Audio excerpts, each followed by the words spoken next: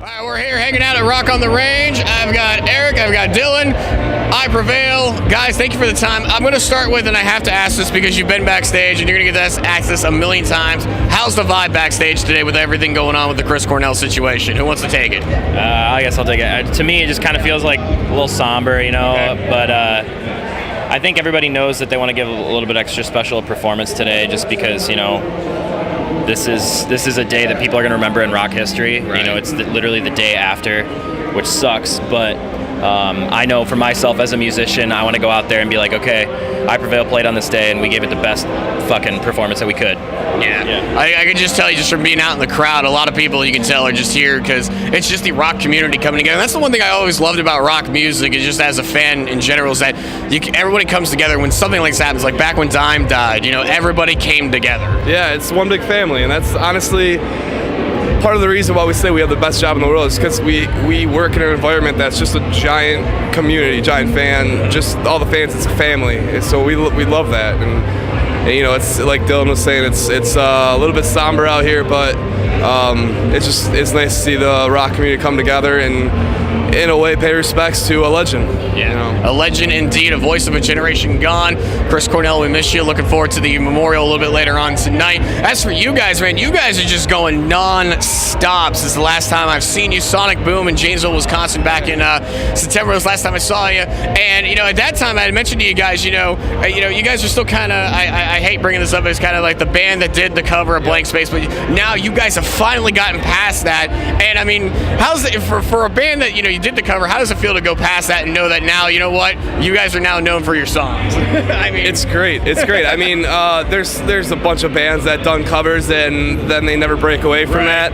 And we always had the mindset, we're like, all right, that got our foot in the door, let's stop playing it. So we're done playing that song for quite a while, and it's just nice to know that we got some material that people latched onto, and there's people that haven't even heard the cover and heard our album first, and I think that's great. We love that. I mean, at the end of the day, it was almost like, you know, we got a whole different type of demographic from that song, and the important thing is keeping that demographic, whatever it may be. And I'm really glad that our fans can connect with our new Lifelines album, and just that's really it. It's like getting an audience and then kind of capturing it with, you know, an idea and being able to connect on that idea. Well, Lifelines is one of my favorite albums from last year.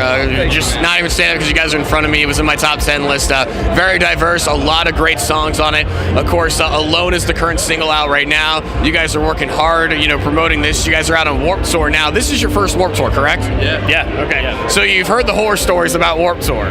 We've heard some bad stories. We've heard some good stories. Yeah. All right. I mean, we heard it's like band boot camp where you go in and it's going to be hell for the first 3 weeks. But I think we're just so excited to go out there and experience this, because you know we grew up going there, and now we're going to be on the other side of the fence. So it's, I think, past all the little like headaches of not knowing when you're playing until you get there and stuff. I think it's just going to be, we're going to be living off that adrenaline and that excitement.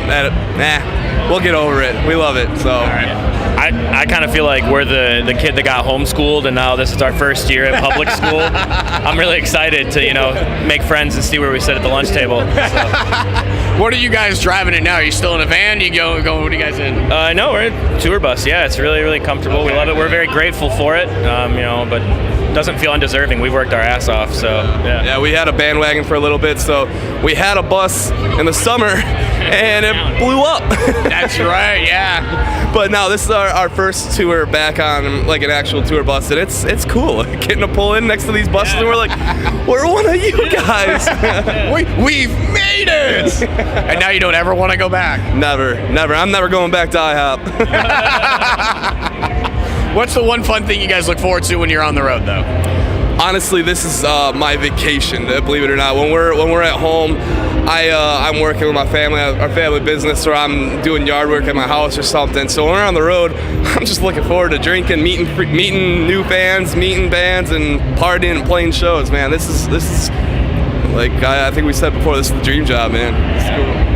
I really look forward to the food. Anytime we go to like a certain area, like Chicago, I'm always like deep dish pizza or whatever. Okay. But it's great to just meet up with friends that you have all over the country, and they're like, "Oh, you really got to check out this really obscure place that has great food."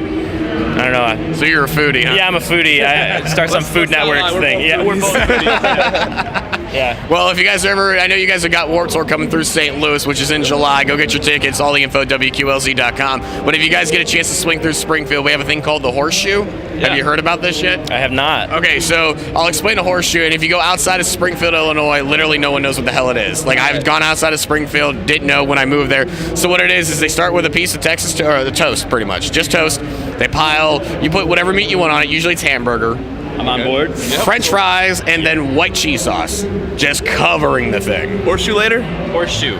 Yeah, let's go. All right, we're going to Springfield. We'll see you guys shortly. I Prevail, 97.7 QLZ, Rock on the Range. Thank you, guys.